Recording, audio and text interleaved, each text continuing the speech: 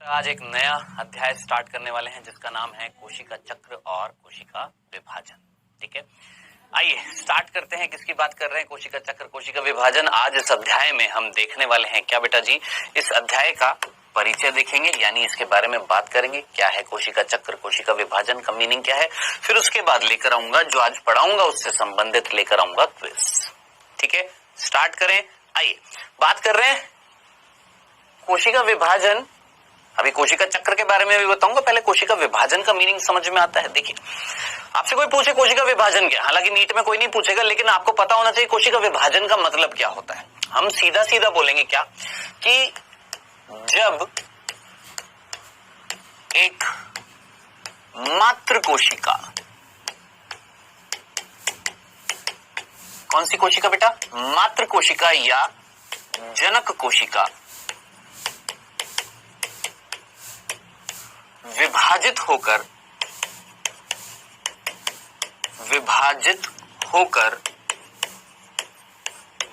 पुत्री कोशिका का निर्माण करती है।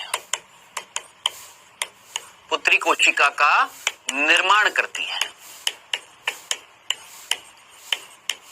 ठीक है, पुत्री कोशिका का निर्माण करती है। तो इस प्रक्रिया को हम क्या बोलेंगे? कोशिका विभाजन। भाई सीधी सी बात है, देखो ये एक कोशिका है जिसके अंदर ये केंद्रक था। ठीक है, इस कोशिका ने विभाजन किया और नई कोशिकाओं का निर्माण कर दिया।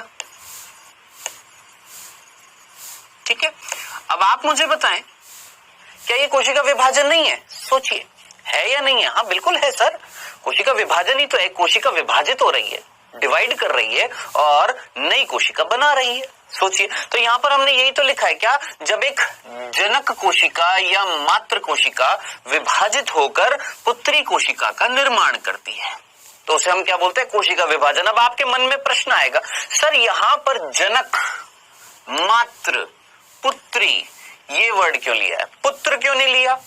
पापा यानी पिता क्यों नहीं लिया? पितृ क्यों नहीं लिया? मात्र क्यों लिया? मदर क्यों लिया? डॉटर क्यों लिया? है ना, यही आएगा ना। बाकी मीनिंग तो समझ में आ गया ना। कोशिका विभाजन का मतलब क्या है? कोशिका विभाजित होकर नई कोशिका बना रही है। अब आप मुझे बताना, एक सीधी सी बात मुझे बताना, जन्म किसने दिया है हमें? हमारा जन्म किससे हुआ है? पापा से कि मम्मी से? जन्म बर्थ किसने दी है हमें? फादर ने कि मदर ने? पैदा किससे हुए हम? मदर से। एक नया जीवन कौन देती है? माँ ही तो देती है ना। पिता का योगदान है, लेकिन बर्थ किससे हो रही है? मदर से हो रही है। सीधी सी बात समझ में आता है ना। अब जरा सोचिए, ये एक कोशिका, क्या ये नई कोशिकाओं को जन्म नहीं दे रही?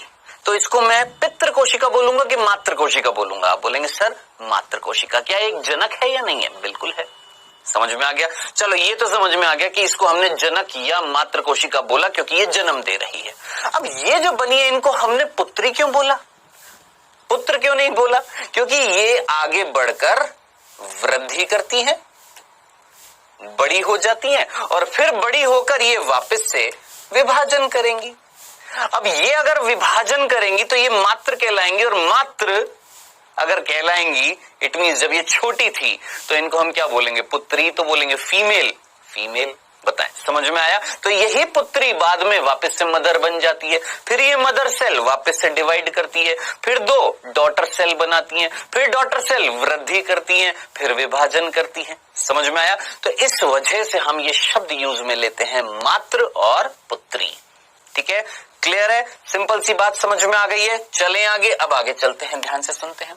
देखिएगा बेटा जी, यहां पर मेरे ख्याल से इतनी बात आपको क्लियर हो गई होगी। अब थोड़ा सा आगे चलते हैं और समझने की कोशिश करते हैं कि ये जो कोशिका विभाजन है इसको सबसे पहले किसने बताया था। आप जानते हैं, आप अच्छे तरीके से जानते हैं इस वैज्ञानिक का नाम, जिसका नाम है रुडोल्फ विर्चू। क्या ये नाम नहीं सुना? बिल्कुल सुना। याद करिए, कोशिका सिद्धांत को पूरा किसने किया था? इन्होंने ही तो किया था। इन्होंने नहीं बताया था, इन्होंने कथन नहीं दिया था। याद करिएगा, ओमनिस सेलुल ई सेल्यूला। याद करिए, क्या ये कथन इन्होंने ही तो दिया था कि नहीं दिया था? सोचो, इन्होंने क्या बताया था कि भैया एक नई कोशिकाओं का निर्माण किससे हो रहा है? पूर्व में स्थित कोशिका से या पुरानी कोशिका से या पहले की कोशिका से? तो जरा सोचिए, कोशिका विभाजन के बारे में किसने बताया सबसे पहले? आप सीधा बोलेंगे सर रुडोल्फ विर्चू ने बताया। मैं बोलूंगा हाँ जी बिल्कुल बिल्कुल, ठीक है। अब एक और वैज्ञानिक और आपने याद रखना है यहां पर, रुडोल्फ विर्चू ने कोशिका विभाजन के बारे में बताया सबसे पहले, है ना। अब एक और वैज्ञानिक आपने याद रखना है, स्ट्रासबर्गर,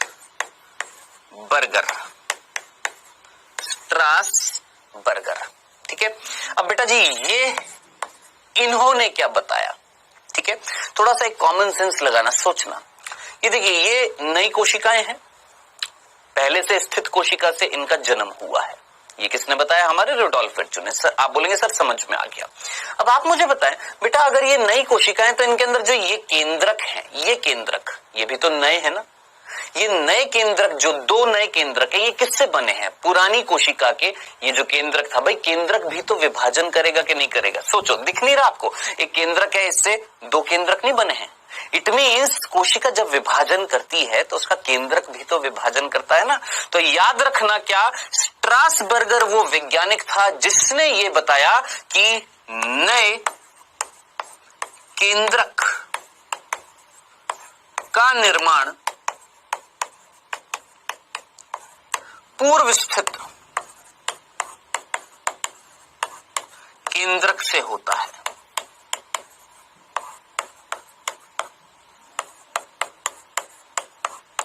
बताएं क्या ये लाइन समझ में आई? बहुत सिंपल सी थी क्या, कि जब एक नई कोशिका का निर्माण, ये दो नई कोशिका का निर्माण पुरानी कोशिका से हो रहा है, जो रुडोल्फ विर्चू ने बताया, तो स्ट्रासबर्गर ने ये बता दिया कि भैया ये जो दो नए केंद्रक है, इनका निर्माण किससे हुआ? पहले के केंद्रक से। बताएं बोलेंगे या नहीं बोलेंगे? बिल्कुल बोलेंगे। तो ये सिंपल सी चीज मेरे ख्याल से आपको समझ में आ गई होगी, जो मैंने अभी तक आपको बताई है। क्या बताया? रिवाइज करो, रिवाइज करना जरूरी होता है, जल्दी जल्दी रिवाइज करो। सोचो, कोशिका विभाजन का मीनिंग क्या था? जब एक कोशिका विभाजित होकर दो नई कोशिका बना रही है। जो कोशिका विभाजित हो रही थी उसको हमने बोला जनक कोशिका या मातृ कोशिका, और जो कोशिकाएं बन रही हैं उनको हमने बोला पुत्री कोशिका। क्यों? क्योंकि वही पुत्री कोशिका आगे चलकर क्या बन जाएंगी? मातृ कोशिका बन जाएंगी, फिर वो वापस से विभाजन करेंगी, ठीक है। चलिए दूसरा बिंदु मैंने क्या बताया? रुडोल्फ विर्चू ने सबसे पहले कोशिका विभाजन के बारे में बताया कि नई कोशिकाओं का निर्माण किससे होता है? पहले की कोशिकाओं से होता है। स्ट्रासबर्गर ने एक और चीज ऐड कर दी, क्या? कि जब नई कोशिका का निर्माण पुरानी कोशिका से हो रहा है, तो जो नई कोशिका के अंदर केंद्रक हैं उनका निर्माण किससे हुआ? पुरानी कोशिका के केंद्रक। तो नए केंद्रक का निर्माण किससे होता है? पुरानी कोशिका के केंद्रक से होता है। बताएं क्या ये चीज सिंपल सी समझ में आ गई है? चलें आगे, कंफ्यूजन तो नहीं है। अब मेरा प्रश्न है आपसे, ध्यान से सुनना, मेरा प्रश्न है आपसे कि आखिर ये कोशिका विभाजित क्यों हुई? क्या रीजन था इस कोशिका के विभाजन का? अब इसी चीज को मैं यहां पर भी दिखा सकता हूं, क्या? कि आखिर कोशिका क्यों विभाजित होती है? क्या रीजन है, क्या कारण है कि कोशिका विभाजित होती है? क्यों विभाजन कर रही है ये कोशिका? क्या रीजन था, क्या कारण था कि ये कोशिका विभाजन कर रही है? सोचो, दिमाग लगाओ। अब ध्यान से सुनना, ये जो टॉपिक है ना, ये हमारी एनसीईआरटी में नहीं है, मैं साफ साफ बोल रहा हूं, लेकिन ये जरूरी है क्योंकि ये बिल्ड करता है क्या? कंसेप्ट। जब आपके कंसेप्ट बिल्ड हो जाएंगे, जब आपकी बेसिक्स क्लियर होंगे, तो आगे आने वाली चीजें भी अच्छे से समझ में आएंगी, ठीक है। तो भैया हमने एक सिंपल सी बात पूछी कि कोशिका विभाजन क्यों करती है, कि ये एक नई कोशिका है, ये दो नई कोशिकाएं हैं और इन दोनों नई कोशिका का निर्माण इस पुरानी कोशिका से हुआ।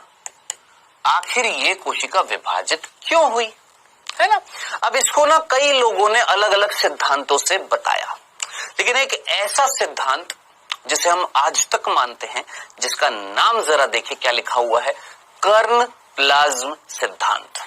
क्या नाम लिखा हुआ है? कर्ण प्लाज्म सिद्धांत। आप बोलेंगे सर ये नहीं है हमारी एनसीईआरटी में। मैं फिर बोलूंगा मेरे बच्चे, नहीं है, लेकिन एक थोड़ी सी चीज अगर आप एक्स्ट्रा याद कर लेंगे तो कुछ पहाड़ नहीं टूट जाएगा, कंसेप्ट ही तो बिल्डअप होएगा ना, ठीक है। तो कर्ण प्लाज्म सिद्धांत की बात करने वाले हैं कि ये वो सिद्धांत है जो ये बताता है कि काहे, क्यों, किस वजह से एक कोशिका विभाजन करती है। अब ये ना अच्छे बच्चों को समझ में नहीं आता, तो जरा गौर से सुनिएगा क्योंकि ये थोड़ा सा टफ पड़ता है। इसलिए मैं बड़े आराम से, तसल्ली से, प्यार से समझाने की कोशिश करूंगा। सबसे पहली चीज, ये सिद्धांत किसने दिया? सबसे पहली चीज, ये सिद्धांत किसने दिया? बेटा यहाँ पर मेरे क्या है, जरा सोचिए। आप बोलेंगे सर दिल है, दिल को इंग्लिश में क्या बोलते हैं? आप बोलेंगे सर हार्ट, मैं बोलूंगा वेल डन। ठीक है, अब आप मुझे बताएं मेरे बाल ज्यादा हैं कि कम है? आप बोलेंगे सर कम है। मुझे विग लगाने की जरूरत है क्या? आप बोलेंगे हाँ सर, लेकिन लगा नहीं रहा हूं, लेकिन विग समझ में आता है ना। अब आप मुझे बताएं, एक वैज्ञानिक जिसका नाम है हर्टविग, ठीक है, उसने ये सिद्धांत दिया। कौन सा? कर्न प्लाज्म सिद्धांत। भूलेंगे तो नहीं, याद रख लेना। ठीक है, अब बात आ रही है कि इस सिद्धांत में बताया क्या गया। ठीक है, इसको आगे पढ़ने से पहले, सिद्धांत को आगे पढ़ने से पहले मैं एक एग्जाम्पल देना चाहूंगा, फिर हम इस सिद्धांत की बात करेंगे। एक एग्जाम्पल देना चाहूंगा, देखिएगा।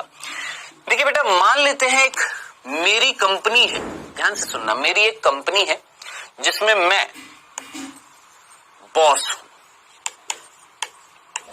मालिक हूं। ठीक है, मेरी एक कंपनी है जिसमें मैं मालिक हूं। ठीक है, और इस कंपनी में जो दूसरे कारीगर काम कर रहे हैं, मान लेते हैं लगभग कितने, 10 कारीगर इस कंपनी में काम कर रहे हैं। 1 2 3 4 5 6 7 8 9 10 कारीगर काम कर रहे हैं मेरी कंपनी में, और मैं इस कंपनी का मालिक हूं। ठीक है, इतनी सी बात समझ में आई? चलो अब ध्यान से सुनना, एक और कंपनी है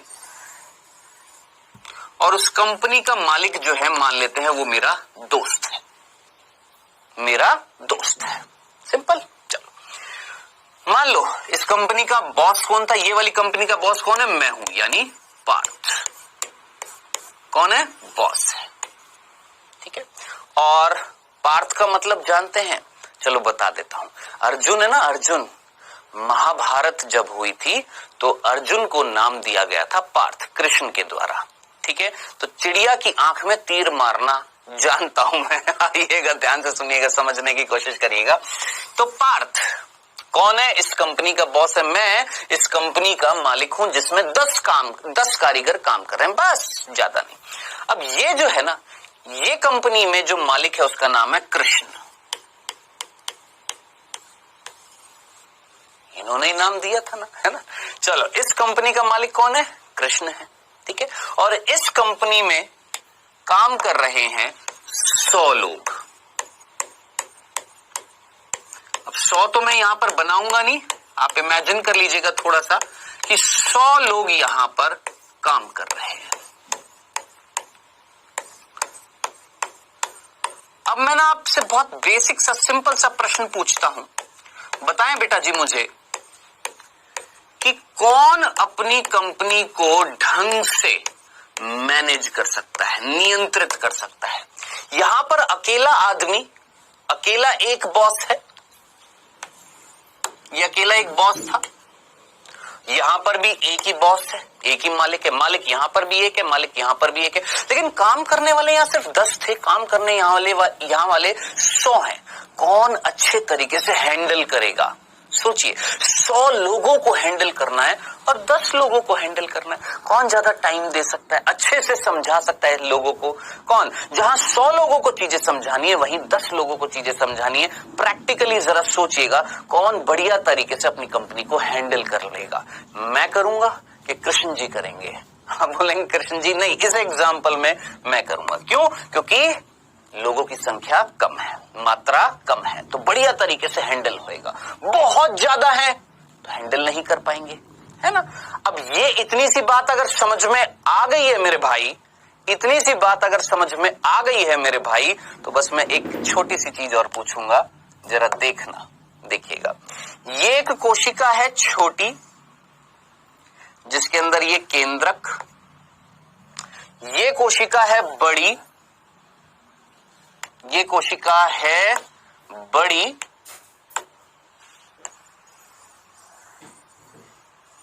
जिसके अंदर भी केंद्रक का आकार उतना ही है जितना छोटी कोशिका में है। समझ में आया अंतर? देख रहे हैं आप क्या? जितना केंद्रक का आकार यहां पर था, उतना ही केंद्रक का आकार यहां पर भी है।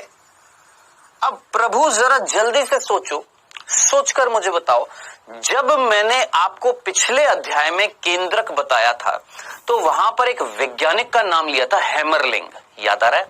हैमरलिंग ने एसिटाबुलेरिया पर काम किया था और क्या बताया था? एक कोशिका का निर्देशक, एक कोशिका का डायरेक्टर, एक कोशिका का बॉस, एक कोशिका का मालिक कौन होता है? उसका केंद्रक। ठीक है, अब थोड़ा सा खुद सोच लो मैं क्या पूछने वाला हूंगा कि ये कोशिका का मालिक और इस कोशिका के मालिक की अगर मैं बात करूं तो कौन सा मालिक कोशिका के अंदर होने वाले कार्यों को ढंग से नियंत्रित कर पाएगा? सोचो, कौन सी कोशिका का मालिक, पहली कोशिका या दूसरी कोशिका का मालिक यानी केंद्रक, कौन सी कोशिका के अंदर जो कार्य चल रहे हैं उनको अच्छे से नियंत्रित कर पाएगा? छोटा कि बड़ा? आप बोलेंगे सर छोटा, बड़ा नहीं कर पाएगा। जब बड़ा नहीं कर पाएगा ना, जब नहीं कर पाएगा तो क्या करना पड़ेगा? इस कोशिका को विभाजन करना पड़ेगा और विभाजन करके छोटी कोशिकाओं का निर्माण करना पड़ेगा। जब कोशिका छोटी बन जाएंगी तो बढ़िया तरीके से होएगा नियंत्रण, बढ़िया तरीके से होएगा नियंत्रण। और फिर जब बढ़िया तरीके से नियंत्रण चलता जाएगा तो ये कोशिका धीरे धीरे बड़ी होती जाएगी और फाइनली वापस से इतनी बड़ी हो जाएगी कि अब वापस से केंद्रक नियंत्रित नहीं कर पाएगा। जब नियंत्रित नहीं कर पाएगा फिर विभाजन करेगी। तो आई होप मीनिंग समझ में आया होगा क्या कि आखिर कोशिका विभाजन क्यों करती है? क्योंकि जब कोशिका बड़ी हो जाती है, कौन बड़ी हो जाती है? कोशिका जब बड़ी हो जाती है तो उसके अंदर जो कार्य चल रहे हैं उन इतने सारे कार्य जब बढ़ जाते हैं तो उसका केंद्रक जो होता है उन कार्यों को नियंत्रित नहीं कर पाता है। इस वजह से उस कोशिका को क्या करना पड़ता है? विभाजन करना पड़ता है। बताओ मेरे भाई, इतनी सी बात समझ में आई आपको? क्लियर है? तो इस एग्जाम्पल से मैंने आपको ये चीज बता दी है, कंफ्यूजन तो नहीं है। चलें आगे। अब हम बात करते हैं इस सिद्धांत की। ये सिद्धांत जो किसने दिया? हर्टविग ने। इन्होंने क्या बताया? आइए ध्यान से देखते हैं। देखिए, हम बात कर रहे हैं इस सिद्धांत की। ये सिद्धांत क्या बोलने वाला है? अब थोड़ा सा दिमाग लगाना पड़ेगा क्योंकि थोड़ा सा ये टिपिकल होता है, आराम से समझ में नहीं आता तो गौर से सुनिएगा। देखिएगा, ये सिद्धांत जो किसने दिया? हर्टविग ने।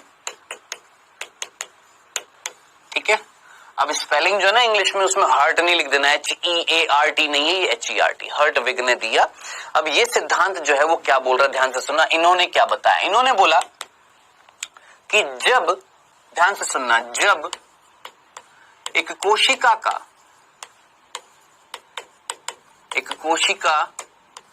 का वर्ड ध्यान से सुनिएगा,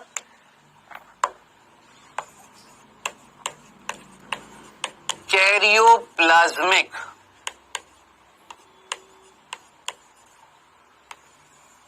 इंडेक्स,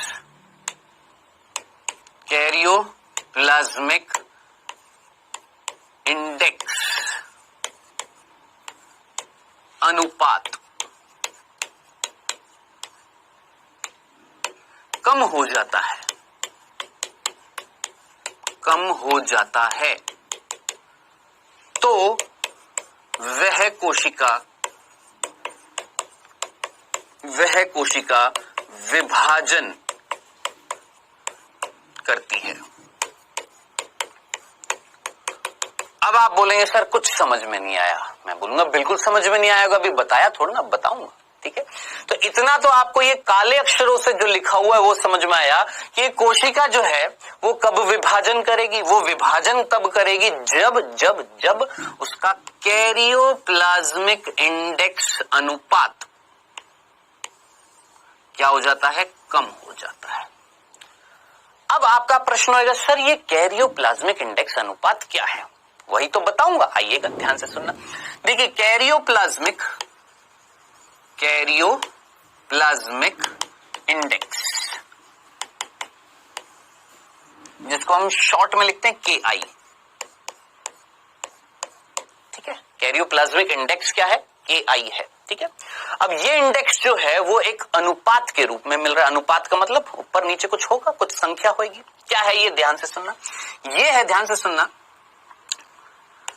केंद्रक का आयतन डिवाइड बाय कोशिका द्रव्य का आयतन। पहले तो जरा सोचिए, क्या कैरियोप्लाज्मिक इंडेक्स एक अनुपात है या नहीं है? आप बोलेंगे हाँ सर, कैरियोप्लाज्मिक इंडेक्स क्या है, एक अनुपात है। ठीक है, किसका अनुपात है? आपने बोला सर केंद्रक का आयतन जो है डिवाइड बाय कोशिका द्रव्य का आयतन है ना। अब देखिए इसको एक एग्जांपल से देखते हैं। सपोज ये हमारी एक कोशिका है, ठीक है, जिसके अंदर ये केंद्रक है। अब जरा सोचिए, केंद्रक का कुछ आयतन होगा या नहीं होगा? बिल्कुल होगा। मान लेते हैं केंद्रक का, अच्छा इसको हम लिखते कैसे हैं वो भी देख लीजिए। KI is equals to VN divide by VC minus VN। अब आप बोलेंगे सर एक और चीज ला पटक दिया आपने, ये क्या है? अब आप पूछेंगे सर ये क्या है? ध्यान से सुनना बेटा जी, ये जो है ये किसका आयतन है? जरा सोचिए। VN मतलब V मतलब वॉल्यूम। VN क्या है? वॉल्यूम। किसका? केंद्रक। केंद्रक को इंग्लिश में क्या बोलते हैं? न्यूक्लियस। ठीक है, तो बेटा जी ये जो न्यूक्लियस है, ये जो केंद्रक है, इसका कुछ ना कुछ आयतन होगा, वॉल्यूम होगा ना। चलो जी, ठीक है। Divide by VC minus VN। अब VC क्या है सर? VC है अगेन वॉल्यूम। वॉल्यूम मतलब आयतन। किसका? वॉल्यूम ऑफ कोशिका। अब मेरे भाई जरा सोचिए, इस पूरी कोशिका का भी तो आयतन है या नहीं है ना? इस पूरी कोशिका का आयतन, जिसमें कोशिका द्रव्य भी शामिल होएगा और केंद्रक भी शामिल होएगा, पूरी कोशिका का आयतन क्या कहलाएगा? VC। अब मेरे बच्चे ध्यान से सुनना, अगर मैं पूरी कोशिका के आयतन में से, पूरी कोशिका के आयतन में से अगर केंद्रक का आयतन माइनस कर दूं तो किसका आयतन बचेगा? सोचो, पूरी कोशिका के आयतन में से अगर केंद्रक का आयतन माइनस कर दूं तो किसका आयतन बचेगा? आप बोलेंगे सर कोशिका द्रव्य का आयतन बचेगा। तो प्रभु जरा सोचो क्या लिखा हुआ है, केंद्रक का आयतन डिवाइड बाय कोशिका द्रव्य का आयतन। बताएं, इतनी सी बात क्लियर है, समझ में आ गई? आप बोलेंगे सर थोड़ा सा भारी लग रहा है मामला। अरे बेटा, अगर इसमें भारी लग रहा है तो फिर भौतिक विज्ञान कैसे पढ़ते हो भाई? ये तो बहुत सिंपल सी चीज मैंने आपको बताई। देखिए क्या पढ़ रहे हैं, वापस से रिपीट कर देता हूं, ध्यान से सुनना। अब की बार पढ़ रहे हैं कर्ण प्लाज्म सिद्धांत, जो ये बताने वाला है कि काहे कोशिका विभाजित होती है। किसने दिया? हर्टविग ने। उसने बोला, हर्टविग ने, कि अगर किसी कोशिका का ये अनुपात जो है ना, जिस अनुपात का नाम क्या है? KI यानी कैरियोप्लाज्मिक इंडेक्स अनुपात, अगर कम हो जाता है तो वो कोशिका विभाजन करती है। अब हमने पढ़ा कि कैरियोप्लाज्मिक इंडेक्स अनुपात क्या है। हमें पता लगा कि जो केंद्रक का आयतन होता है डिवाइड बाय कोशिका द्रव्य का आयतन होता है, वो अनुपात जो होता है उसे हम बोलते हैं कैरियोप्लाज्मिक इंडेक्स अनुपात। अब हमें केंद्रक का अनुपात तो पता लग गया, कोशिका द्रव्य का अनुपात कैसे निकालें? तो हमने एक सिंपल सा तरीका सोचा कि पूरी कोशिका का जो आयतन है उसमें से केंद्रक का आयतन, पूरी कोशिका के आयतन में से केंद्रक का आयतन अगर माइनस कर दो तो किसका आयतन बचेगा? आप सीधा बोलेंगे कोशिका द्रव्य का आयतन, है ना। तो फॉर्मूला क्या होगा? VN यानी वॉल्यूम ऑफ केंद्रक, यानी केंद्रक का आयतन डिवाइड बाय कोशिका द्रव्य, कोशिका के आयतन में से केंद्रक का आयतन अगर माइनस कर दो तो क्या बच जाएगा? कोशिका द्रव्य का आयतन। आएगा या नहीं आएगा? आएगा ना। अब देखना, ध्यान से देखना, एक उदाहरण से मैं आपको बताता हूं, देखना, देखिएगा। एग्जाम्पल फर्स्ट और एग्जाम्पल सेकंड, ध्यान से देखना बेटा। देखिए ये एक बड़ी कोशिका है, ठीक है, और ये एक छोटी कोशिका है। ठीक, इस बड़ी कोशिका में ये केंद्रक था, इस छोटी कोशिका में ये एक केंद्रक है। देखने से आपको क्या पता लग रहा है? केंद्रक का आकार दोनों में बराबर रहता है। ये जिंदगी भर मत भूलना मेरे भाई, भूल मत जाना, याद रख लेना।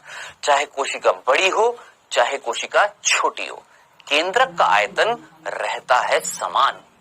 ये चीज याद रखना, भूल मत जाना, ठीक है। अब देखना, ध्यान से सुनना। मान लेते हैं Vn जो है, Vn यानी Vn कौन था? केंद्रक का आयतन था कि नहीं था? हाँ था। मान लेते हैं कितना है? 2 क्यूबिक माइक्रोमीटर। वॉल्यूम किस में निकालते हैं? क्यूबिक मीटर में निकालते हैं, लेकिन ये मीटर में तो होएगी नहीं कोशिका, ये माइक्रोमीटर में होगी। तो हमने क्या बोला? Vn यानी केंद्रक का आयतन कितना है? 2 क्यूबिक माइक्रोमीटर है। चलो जी, इतना पूरी कोशिका का जो आयतन है पूरी कोशिका का है, मान लेते हैं 8 क्यूबिक माइक्रोमीटर। पूरी कोशिका का। अब आप मुझे बताएं, KI निकालने से पहले एक बार इसकी और बात कर लेते हैं। देखिएगा जरा यहां पर, बताएं बेटा जी, यहां पर Vn कितना है? मैंने आपको बताया दोनों कोशिका में केंद्रक का आयतन क्या है? बराबर है, यानी यहां पर भी कितना है? 2 क्यूबिक माइक्रोमीटर। लेकिन जरा सोचिए, केंद्रक का आयतन दोनों में बराबर है क्योंकि केंद्रक का आकार बराबर है।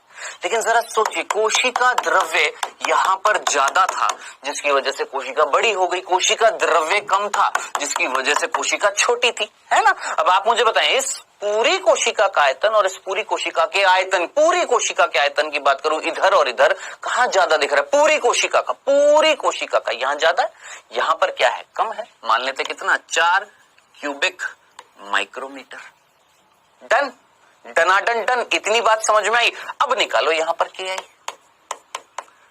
निकालो सबसे पहले यहां पर KI का फॉर्मूला क्या था? जरा सोचिए, अभी बताया था, Vn divide by Vc minus Vn, यानी किसका आयतन? केंद्रक का आयतन कितना है? Vn कितना है? केंद्रक का आयतन कितना है? आप बोलेंगे सर 2, मैं बोलूंगा ठीक है। पूरी कोशिका का आयतन कितना?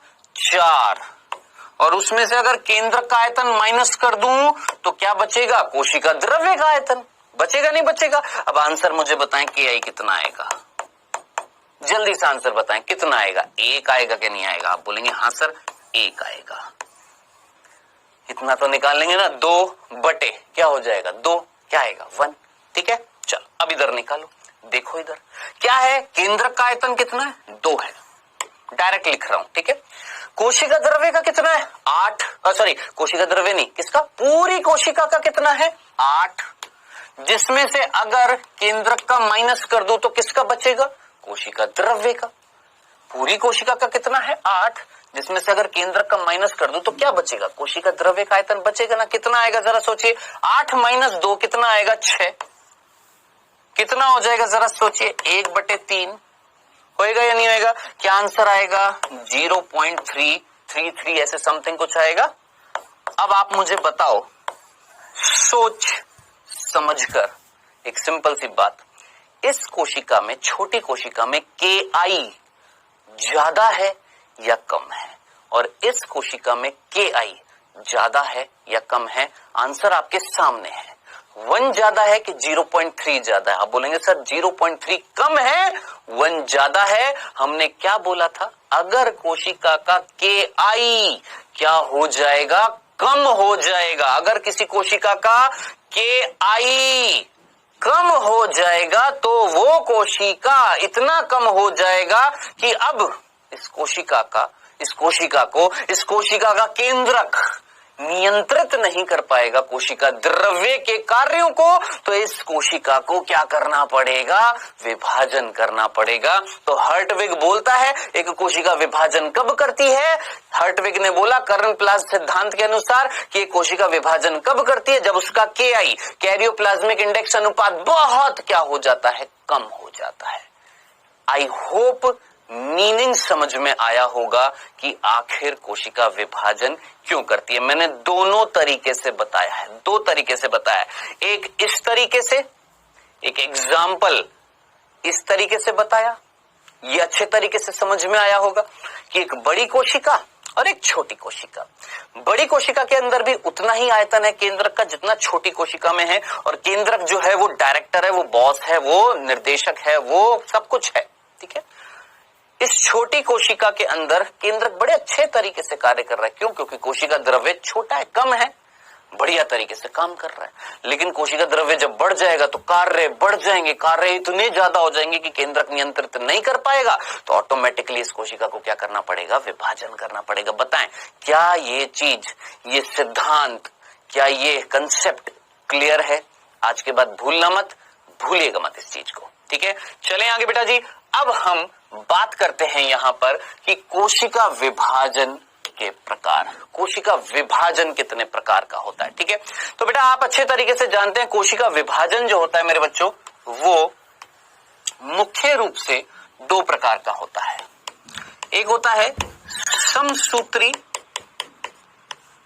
और एक होता है अर्धसूत्री। जानते हैं ना, अच्छे तरीके से जानते हैं, दो प्रकार का कोशिका विभाजन होता है, एक समसूत्री और एक अर्धसूत्री। इसको बोलते हैं माइटोसिस और इसको हम बोलते हैं मियोसिस। ठीक है, हाँ जी, क्या अंतर है दोनों में? आइए मैं अंतर दिखाता हूं। सबसे पहला, ध्यान से सुनना, बहुत बेसिक सा अंतर है, देखिएगा बेटा। ये एक कोशिका, ध्यान से सुनना, ये एक कोशिका जिसके केंद्रक में मान लेते हैं मिल रहे हैं 46 गुणसूत्र। हमारी बात कर लेते हैं, हमारी एक कोशिका, त्वचा की कोशिका, जिसमें केंद्रक में कितने गुणसूत्र मिल रहे हैं, क्रोमोसोम मिल रहे हैं 46। ठीक है बेटा, इसने विभाजन करा और दो छोटी कोशिकाएं बना दी, लेकिन केंद्रक का आयतन बताओ आधा हो जाएगा क्या? नहीं, बराबर रहेगा। कितने गुणसूत्र? 46। ठीक है, अब जरा इस वर्ड को जरा गौर से देखिएगा। इंग्लिश में समझ में नहीं आता, हिंदी में अच्छे से समझ में आता। देखो यहां पर वर्ड आ रहा है सूत्री और उससे पहले वर्ड आ रहा है सम। बेटा सम का मतलब समान, यानी इक्वल, है ना, और सूत्री वर्ड किससे आया है? गुणसूत्र से। अब आप मुझे बताएंगे एक ऐसा विभाजन, ध्यान से सुनना, एक ऐसा विभाजन जिसमें गुण सूत्रों की संख्या, किसकी? गुण सूत्रों की संख्या पुत्री कोशिका और मातृ कोशिका में समान है, इक्वल है या नहीं? यहां बोलेंगे हाँ सर इक्वल है, ऐसा विभाजन क्या कहलाएगा? समसूत्री। खत्म, इतनी सी बात है। क्या? एक ऐसा विभाजन जिसमें मातृ कोशिका जब विभाजन करेगी तो दो पुत्री कोशिका बनाएगी, और मातृ कोशिका या जनक कोशिका और पुत्री कोशिका के बीच में गुणसूत्रों की संख्या क्या है? सेम है, इक्वल है। ऐसा विभाजन क्या कहलाएगा? समसूत्री। अब जरा सोचिए, नाम से ही पता लग जाएगा, बिल्कुल इजी तरीके से पता लग जाएगा। आगे क्या वर्ड आ रहा है? अर्ध, और अर्ध का मतलब आधा। सूत्री वही क्या? गुणसूत्र। यानी एक ऐसी कोशिका मान लेते हैं जिसमें केंद्रक में गुणसूत्रों की संख्या कितनी थी? 46। कितनी थी? 46। अब आप मुझे बताएं, यहां पर जब कोशिका विभाजन करेगी, है ना, तो अब थोड़ा सा ना चेंज आपको दिखाई देगा। ध्यान से सुनना बेटा जी, यहां पर जब समसूत्री विभाजन हो जाता है एक कोशिका में तो कितनी बनती है? 2। कितनी बनती है? 2। यहां पर जब अर्धसूत्री पूरा हो जाता है ना, पूरा कंप्लीट हो जाता है, तो बनती है, याद रखना, 4। कितनी बनती हैं? 4। और इन चारों में गुण सूत्रों की संख्या केंद्रक में क्या हो जाएगी? आधी हो जाएगी। अब आप मुझे बताएं, आधी अगर हो जाएगी तो मैं क्या इसको अर्धसूत्री नहीं बोलूंगा?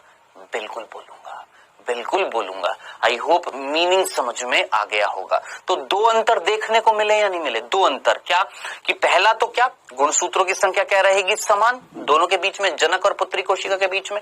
यहां क्या हो जाएगी? आधी, पहला अंतर। दूसरा, यहां पर जब समसूत्री विभाजन हो जाता है तो एक कोशिका से कितनी बनती है? 2, लेकिन यहां पर एक कोशिका से कितनी बनती है? 4। ये दूसरा अंतर था। बताएं, समझ में आ गया? इतनी सी बात क्लियर है, कंफ्यूजन तो नहीं है? अब आगे मैं आपसे पूछने वाला हूं, आई होप आप जानते होंगे, इतनी सी बात आप लोग जानते होंगे क्या? ये अर्धसूत्री विभाजन कब कराया जाता है? कब कराया जाता है, कहां कराया जाता है, किस में कराया जाता है?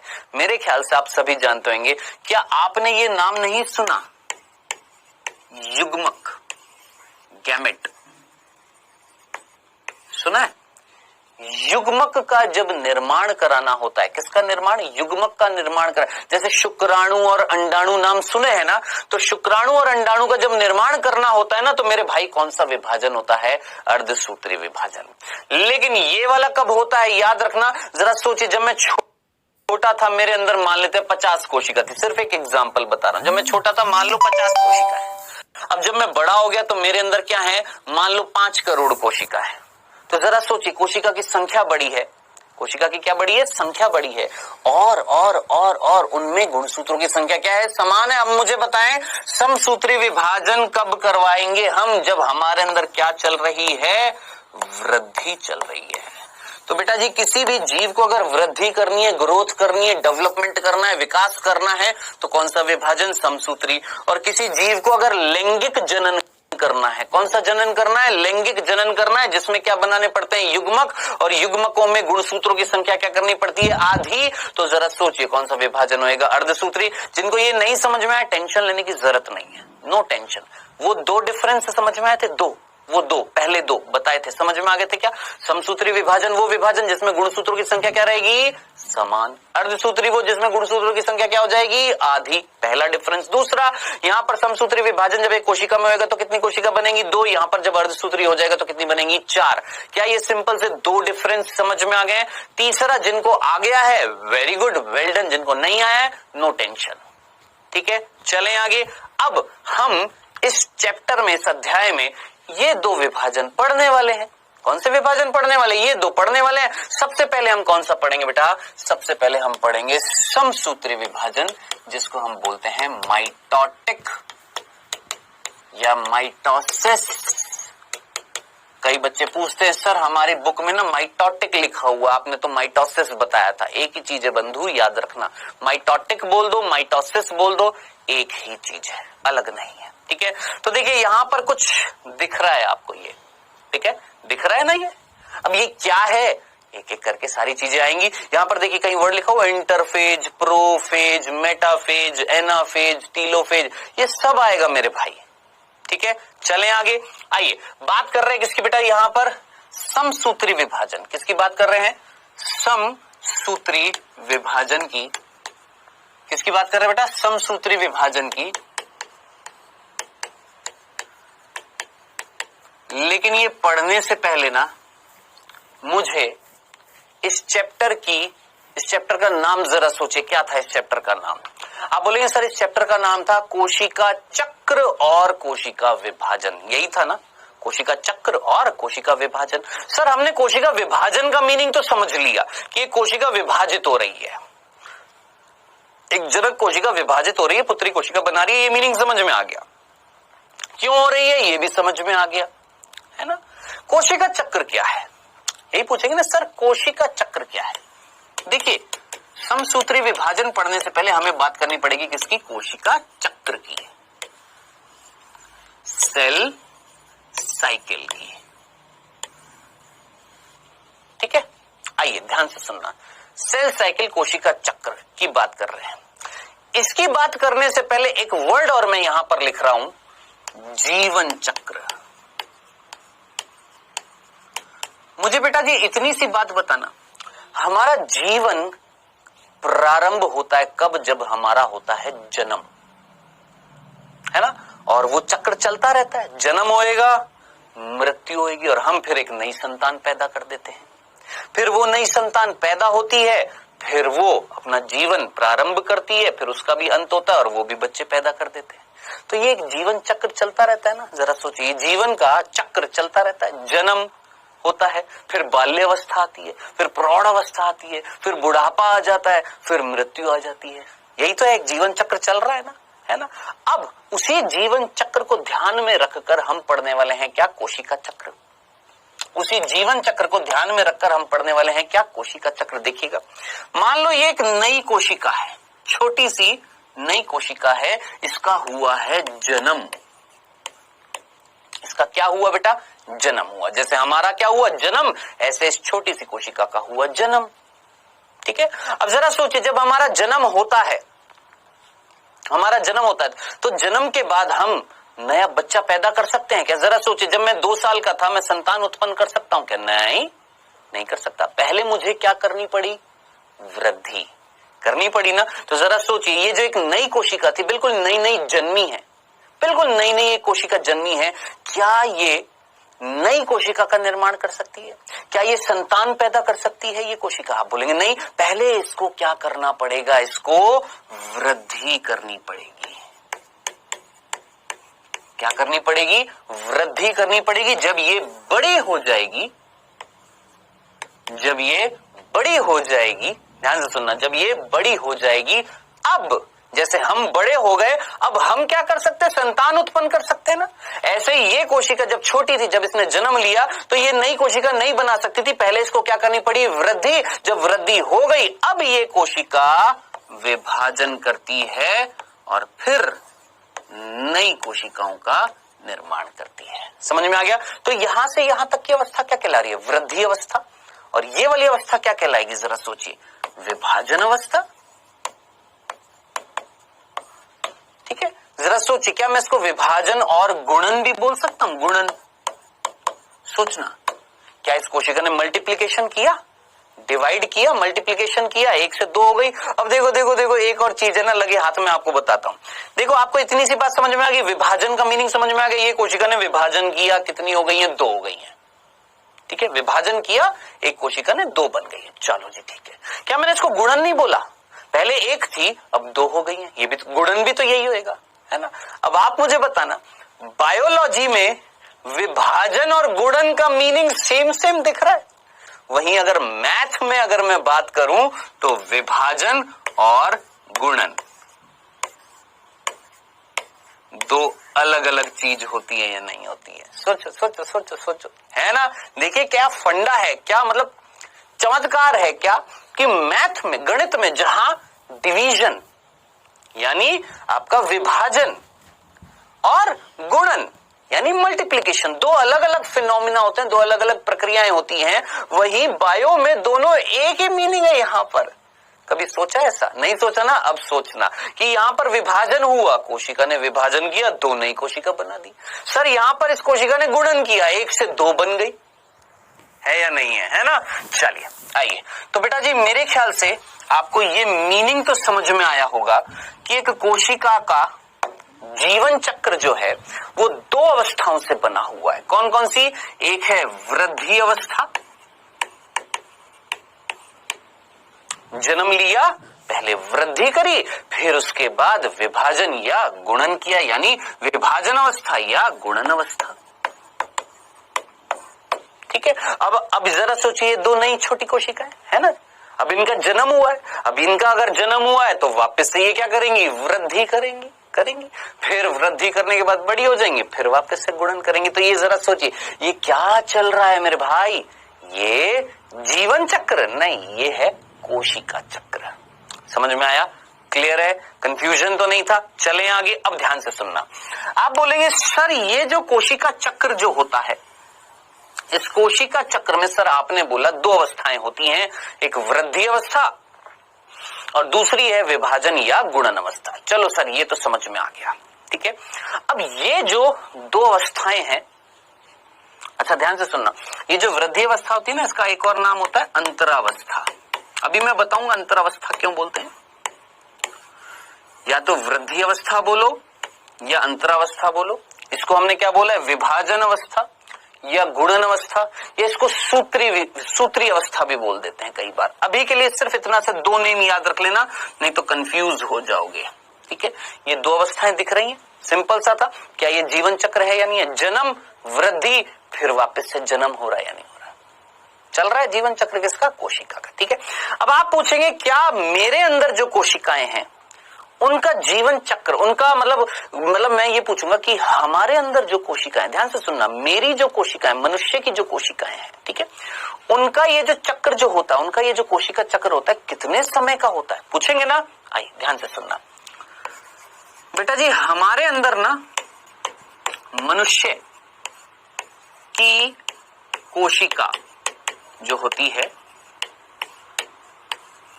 मनुष्य की कोशिका है ना, उनका एवरेज यानी औसतन कोशिका चक्र जो होता है, उसका काल जो होता है वो लगभग होता है, आप जानते होंगे, 24 आवर्स यानी 24 घंटे का होता है। कितने घंटे का होता है? 24 घंटे का, ठीक है। अब उस 24 घंटे में ध्यान से सुनना, लगभग 23 घंटे एक नई नवेली कोशिका बनी है, एक नई कोशिका बनी।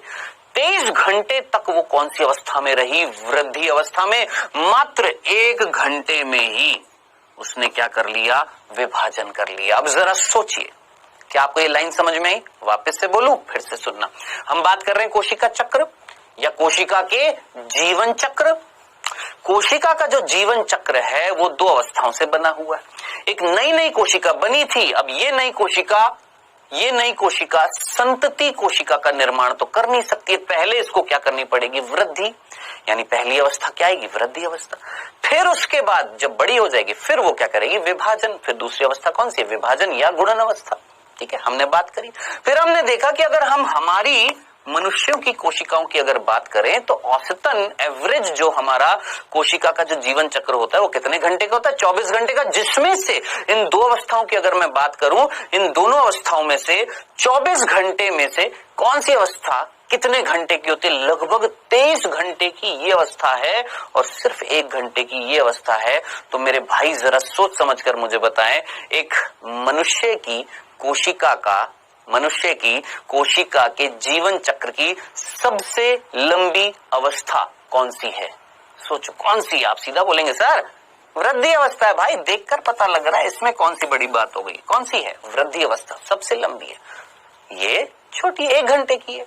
यानी अगर मैं ऐसे भी बोलूं कि भैया 99% टाइम जो है ना एक कोशिका के जीवन चक्र का, वो कहां पर बिता रही है? 95 बोल देता हूं, 99 ना बोलकर 95 बोल देता हूं, ज्यादा बेहतर रहेगा। कहां पर बिता रही है? वृद्धि अवस्था में।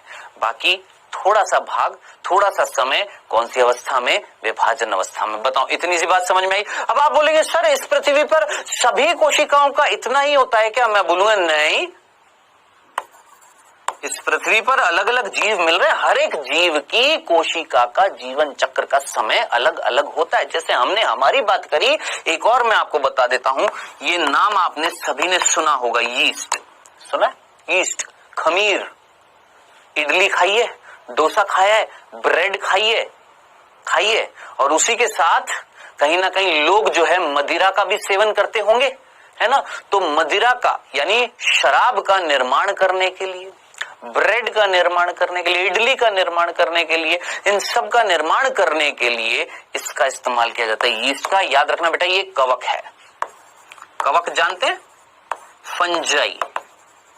फंजाई जानते हैं? फफूंदी। अब तो जान गए होंगे ये शब्द भैया, अब तो जान गए होंगे। तो याद रखना, यीस्ट जो होती है ना बेटा, उसका कोशिका का जो जीवन चक्र जो है वो मात्र 90 मिनट का होता है। अब जरा सोचिए, जहां हमारी कोशिका का जीवन चक्र 24 घंटे का था, वहां सिर्फ 1.5 घंटा नहीं हो गया क्या? हो गया ना, 90 मिनट्स, 1.5 घंटा। समझ में आया ना प्रभु? 90 मिनट्स यानी 1.5 घंटा, 60 मिनट, 1 घंटा 30 मिनट, आधा घंटा, टोटल कितना? 1.5 घंटा। इतना तो समझ में आ गया। तो यीस्ट की कोशिका जो एक कवक है, जो एक एकल कोशिकीय कवक है, ये जरूर याद रखना मेरे भाई, एकल कोशिकीय। कैसी बेटा? एकल कोशिकीय कवक है, याद रखिएगा, भूल मत जाना। जितनी भी कवक इस पृथ्वी पर मिल रही है ना, जितनी भी फंजाई, जितनी भी फफूंदी इस पृथ्वी पर मिल रही है, सारी की सारी बहुकोशिकीय हैं, मल्टी सेल्यूलर हैं। अपवाद मत भूलना, कौन? यीस्ट। कैसी है? एकल कोशिकीय। याद रखना कैसी होती है बेटा, एकल कोशिकीय होती है। कौन? यीस्ट। और ये यीस्ट जो होती है इसका उपयोग किया जाता है शराब बनाने के लिए, इसका उपयोग किया जाता है ब्रेड बनाने के लिए, यानी बेकरी में इस्तेमाल किया जाता है। सिंपल सा था, समझ में आ गया। तो इस यीस्ट की कोशिका का जीवन चक्र जो होता है या कोशिका चक्र जो होता है वो कितने मिनट का होता है? 90 मिनट, यानी 1.5 घंटा। वही हमारी अगर बात करें तो कितने? 24 घंटे का। ठीक है। अब आप अपने आप निकालेंगे, खुद सोचेंगे, अपने आप निकालेंगे इस 90 मिनट में से कितने मिनट वो वृद्धि अवस्था में रहेगी और कितने मिनट वो इस विभाजन अवस्था में रहेगी। खुद निकालो, प्रैक्टिस करो, दिमाग लगाओ। ठीक है, करना जरूर। ठीक है, तो ये मेरे ख्याल से आपको समझ में आ गया। इतनी सी बात समझ में आ गई कि कोशिका चक्र या सेल साइकिल या कोशिका का जीवन चक्र है वो 2 अवस्थाओं में बटा होता है। चले आगे। अब इसको ना हम एक चक्र के रूप में दिखाते हैं, जरा देखिएगा। ये है वो चक्र, ऐसा है ये चक्र। अभी आप बोलेंगे सर यहां पर क्या लिखा हुआ? आइए मैं समझाता हूं, देखिएगा, ध्यान से सुनना। देखिए, हमने बोला कि भैया चक्र है और इस चक्र में 2 अवस्थाएं हैं। कौन कौन सी? एक आपने बोला सर, एक है वृद्धि अवस्था, जिसको हमने बोला है अंतरावस्था, है ना। एक को हमने बोला है वृद्धि अवस्था, या इसी का ही दूसरा नाम क्या था? अंतरावस्था। आप बोलेंगे सर इसको इंग्लिश में क्या बोलते हैं? बेटा वृद्धि को तो सीधा ग्रोथ फेज बोलते हैं, अवस्था को हम इंग्लिश में क्या बोलते हैं? फेज। और अंतरावस्था को हम इंग्लिश में बोलते हैं इंटरफेज। ठीक है, ठीक है। ये पूरा जो है समय जो है, ये पूरा समय किस चीज को बताएगा? वृद्धि अवस्था को। और यहां से यहां तक का समय जो है वो किस चीज को बताएगा? आपके किसको? सोचो, किसको बताएगा? ये गुणन या विभाजन अवस्था को। विभाजन या गुणन अवस्था को। ठीक है, अब इसको हम इंग्लिश में क्या बोलेंगे? Multiplication phase. मल्टीप्लिकेशन फेज या डिविजनल फेज।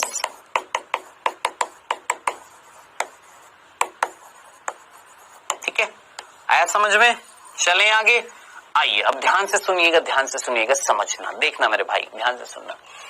ये मान लो एक कोशिका है बड़ी, ध्यान से सुनना, ये एक कोशिका बड़ी बता रहा हूं मैं, बड़ी, जिसके अंदर ये केंद्रक था।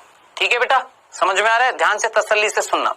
ये एक बड़ी कोशिका, यानी मैं अब स्टार्ट किससे कर रहा हूं? इधर देखना, यहां से, एक बड़ी कोशिका से। ठीक है, ये एक बड़ी कोशिका, ये बड़ी कोशिका जब इस पूरी अवस्था को, जिसको हम शॉर्ट में बोलते हैं एम अवस्था, शॉर्ट में क्या बोलते हैं? एम अवस्था। नाम में जरा सोचना, मल्टीप्लिकेशन आ रहा है, मल्टीप्लिकेशन में एम आ रहा है ना, एम अवस्था। ये पूरी, ये कोशिका जब एम अवस्था को पूरा कर लेगी तो सीधी सी बात है 2 छोटी कोशिका बनाएगी, लेकिन केंद्रक बराबर रहेगा।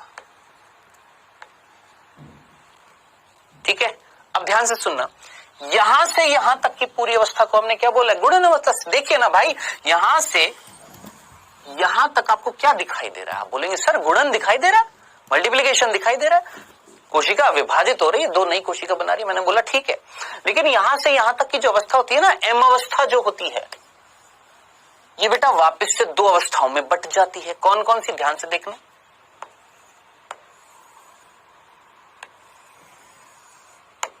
पहली जो अवस्था होती है उसे हम बोलते हैं, यहां पर मैं लिख रहा हूं कैरियोकाइनेसिस। अंग्रेजी में लिख रहा हूं, हिंदी में भी यही होता है, कैरियोकाइनेसिस। और दूसरी जो होती है उसे हम बोलते हैं साइटोकाइनेसिस। अब आप बोलेंगे सर क्या होता है कैरियोकाइनेसिस, सर क्या होता है साइटोकाइनेसिस? एक छोटी सी चीज मैं आपको बताता हूं, देखिएगा, ध्यान से देखना बेटा। देखिए, ये एक कोशिका, इधर दिखाता हूं, रुकिए। देखो, ये एक कोशिका जिसके अंदर ये केंद्रक है। सबसे पहले क्या होगा? ये जब विभाजन करेगी ना कोशिका, ये बड़ी कोशिका ये विभाजन करेगी तो सबसे पहले क्या होगा? देखना मेरे भाई, बताएं मुझे सबसे पहले आपको क्या दिखाई दे रहा है, क्या दिखाई दे रहा है? सोचो। आप बोलेंगे सर केंद्रक का विभाजन हो रहा है ना, तो बेटा जी सबसे पहले क्या होता है? केंद्रक विभाजन। और इसी केंद्रक विभाजन को हम बोलते हैं कैरियोकाइनेसिस।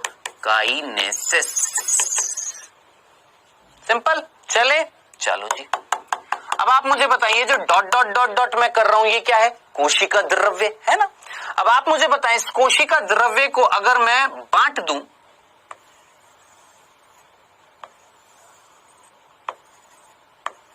इस कोशिका द्रव्य को अगर मैं बांट दूं तो सोच समझकर मुझे बताएं, दो नई कोशिका का निर्माण नहीं हो गया क्या?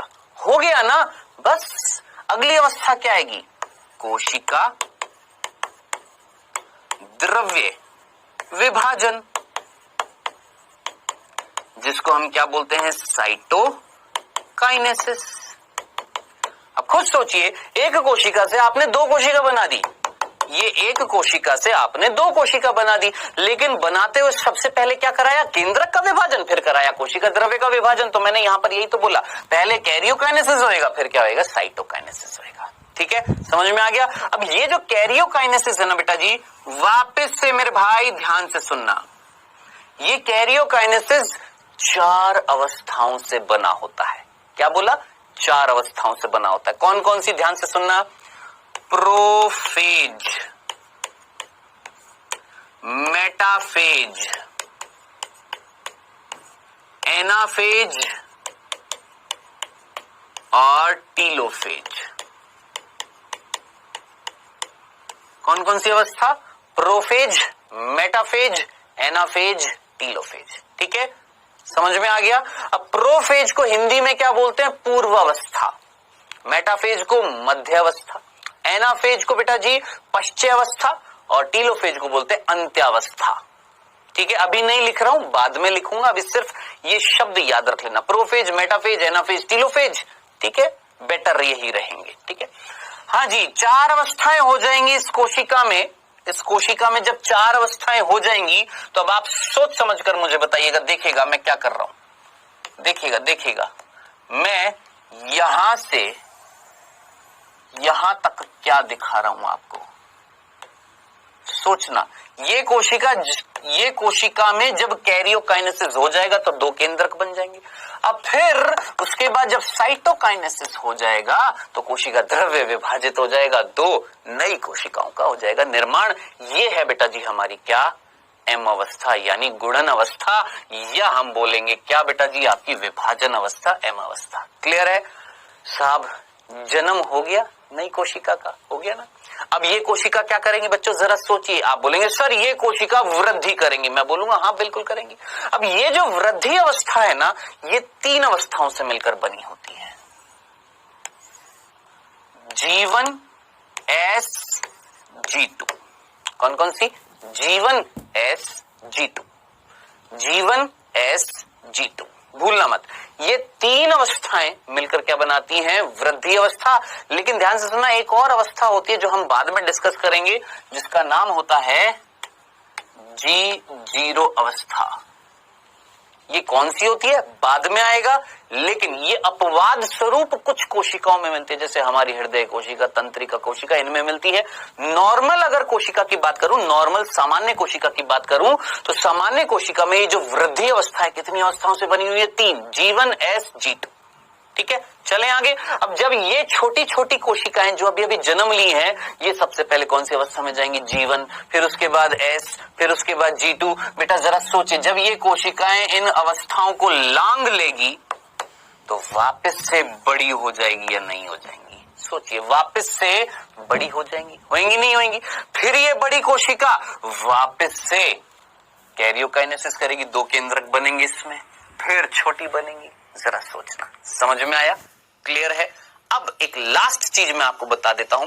आप बोलेंगे सर वृद्धि तो समझ में आ गया, इस अवस्था को अंतरावस्था क्यों बोला है? ठीक है, देखिए इस शब्द को जरा गौर से देखिए। वर्ड क्या लिखा हुआ? अंतरा। अंतरा का मतलब होता है 2 चीजों के बीच में आने वाला। 2 चीजों के बीच में जो आता है उसको हम बोलते हैं अंतरा। और अंतरावस्था मतलब एक ऐसी अवस्था जो 2 अवस्थाओं के बीच में आएगी, है ना। अब आप मुझे बताना है ये कोशिका ने एम अवस्था पूरी करी, फिर उसके बाद कौन आई, वृद्धि, फिर वापस से ये कोशिका कौन सी अवस्था पूरी करेगी, एम। जरा सोचिए, 2 एम अवस्थाओं के बीच में ये अवस्था आ रही है, यानी इसलिए हमने इसको बोला है अंतरावस्था। भूल मत जाना, याद रखना, इसको हम क्या बोलते हैं, अंतरावस्था। जो 2 छोटी छोटी एम अवस्थाओं के बीच में बड़ी सी अवस्था आ रही है, जिसको हम क्या बोल रहे हैं, अंतरावस्था। आई होप यहां से मीनिंग समझ में आ गया होगा।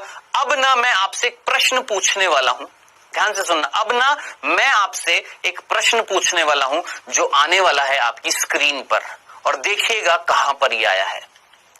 ये आया है नीट 2018 में भी, एमपीपीएमटी 1998, 1999 एम्स में भी था, सीपीएमटी 2002 में भी था। क्वेश्चन को जरा ध्यान से पढ़िए, क्या लिखा हुआ है, निम्न में से कोशिका चक्र का सही क्रम कौन सा है। सही क्रम बताना है आपने इसमें से कोशिका चक्र का। कोशिका चक्र कहां से स्टार्ट हो रहा था, सोचो कहां से स्टार्ट, कहां से होएगा चक्र कोशिका। अभी आंसर मत देना, मैं आपसे नहीं कह रहा हूं आंसर दो, पहले सुनो मेरी बात को सुनो। एक कोशिका का जीवन चक्र कहां से स्टार्ट होएगा। सोचो मेरा जीवन कहां से स्टार्ट हुआ था, पैदा होने से स्टार्ट हुआ था ना। अब थोड़ा सा पीछे ले चलता हूं, जरा सोचिए, एक कोशिका का जीवन चक्र यहां से, इस अवस्था से स्टार्ट होएगा क्या, नहीं। कहां से स्टार्ट होएगा, जब उस कोशिका का होएगा जन्म, यहां से स्टार्ट होएगा। समझ में आया। तो एक कोशिका के जीवन में, उसके जीवन में सबसे पहली अवस्था कौन सी रहेगी। मैक्सिमम बच्चे समझते ही नहीं है। अरे भाई खुद सोचो ना, एक जीवन कब आरंभ होता है, जब जन्म होता है ना। अब यहाँ पर इस पूरे चक्र को देखो, कहाँ जन्म हुआ है, यहाँ हुआ है ना, ये छोटी छोटी कोशिका बनी है। अब ये कोशिका अपने जीवन में सबसे पहले किस अवस्था में जा रही है, जीवन। यानी जीवन चक्र कहाँ से स्टार्ट होएगा, जीवन अवस्था से। जीवन के बाद क्या आएगी, एस अवस्था। एस के बाद क्या आएगी, G2 अवस्था, और G2 अवस्था के बाद ये आएगी कौन सी, आपकी एम अवस्था। बताएं क्या ये समझ में आया आपको। जीवन कहां से स्टार्ट होएगा भैया, यहीं से तो स्टार्ट होएगा ना। तो भैया क्वेश्चन तो यही पूछा था, कोशिका चक्र का सही क्रम बताना है। आप देखिए यहां पर कौन सा है, जरा सोचिए, पहला ही आंसर है या नहीं है, नहीं नहीं नहीं, नहीं। कौन सा, तीसरा, जीवन एस G2 M। जीवन फिर एस फिर G2 और फिर M। याद रखना, भूल मत जाना, हमेशा कहां से स्टार्ट होता है जीवन चक्र, जीवन अवस्था से। बताएं मेरे बच्चों, क्लियर है क्या। कोशिका चक्र की ये 2 अवस्थाएं समझ में आ गई, वृद्धि अवस्था और गुणन अवस्था। वृद्धि अवस्था 3 अवस्थाओं से बनी हुई है, जीवन एस G2, और एम अवस्था वापस से 2 अवस्थाओं से बनी हुई थी, कैरियोकाइनेसिस और साइटोकाइनेसिस। कैरियोकाइनेसिस की 4 अवस्था, प्रोफेज, मेटाफेज, एनाफेज, टीलोफेज, पूर्वावस्था, मध्यावस्था, पश्चावस्था और अंत्यावस्था, और फिर साइटोकाइनेसिस। डनाडन डन, समझ में आ गया। चलें आगे। अब बेटा जी ध्यान से सुनिएगा, आज जो बेटा मैंने आपको पढ़ाया है, ये सारी चीजें, ये जितना भी मैंने आपको कोशिका विभाजन से संबंधित जितनी भी जानकारी मैंने आपको दी है, आई होप समझ में आ गई होंगी। ठीक है, कोई कंफ्यूजन तो नहीं था। चलें आगे।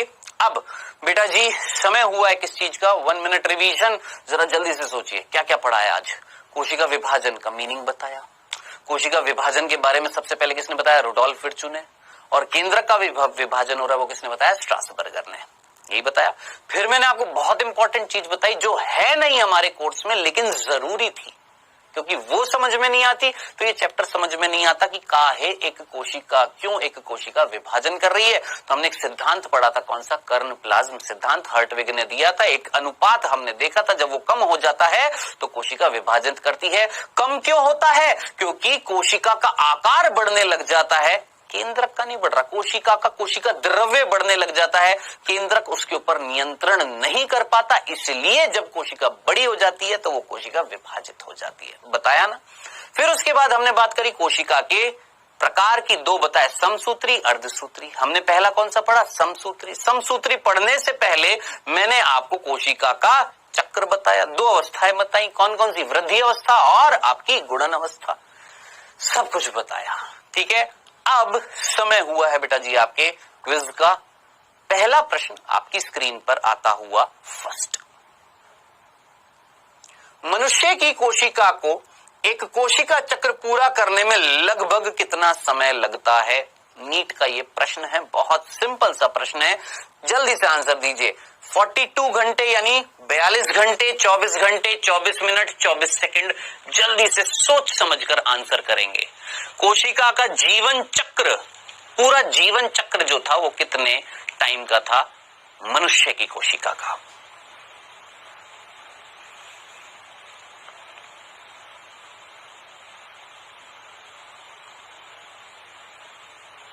चलिए दूसरा प्रश्न बच्चों, निम्न अवस्थाओं में से कौन कोशिका चक्र की अंतरावस्था का भाग नहीं है? अंतरावस्था का भाग नहीं है यानी वृद्धि अवस्था का भाग नहीं है। कौन सा इनमें से नहीं है? G1, M, G2S कौन है जो अंतरावस्था का भाग नहीं है?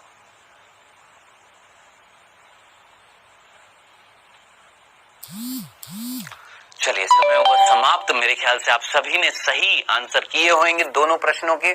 बहुत सिंपल सा पहला प्रश्न, मनुष्य की कोशिका का जीवन चक्र कितने समय का होता है? बताया था आपको। यीस्ट का कितना था? 1.5 घंटे यानी 90 मिनट बोला था। और मनुष्य का कितना था? 24 घंटे का यानी 24 आवर्स का। तो करेक्ट आंसर क्या हो जाएगा? सेकंड। बताएं। नहीं किया? यही किया ना? दूसरा। इनमें से, इन 4 ऑप्शन में से आपको बताना था कि कौन सी अवस्था है जो अंतरावस्था का भाग नहीं था। अंतरावस्था कौन सी? वृद्धि अवस्था। वृद्धि अवस्था बेटा 3 अवस्थाओं से बनी हुई थी। किससे? G1 से, S से, G2 से। किससे नहीं बनी हुई थी? M से। तो करेक्ट आंसर क्या हो जाएगा कि ये भैया अंतरावस्था का भाग थोड़ी ना, ये तो खुद एक अलग अवस्था है। अंतरावस्था के बाद आ रही है कौन सी? M अवस्था। Correct answer second. बताएं, समझ में आ गया? यही किया है सभी ने, राइट है सभी के। चलिए होमवर्क मिलेगा बेटा जी नीचे होमवर्क सेक्शन में। और नेक्स्ट क्लास में हम बात करने वाले हैं किसकी? समसूत्री विभाजन की। ठीक है बच्चों, तो मिलेंगे बेटा जी नेक्स्ट लेक्चर में।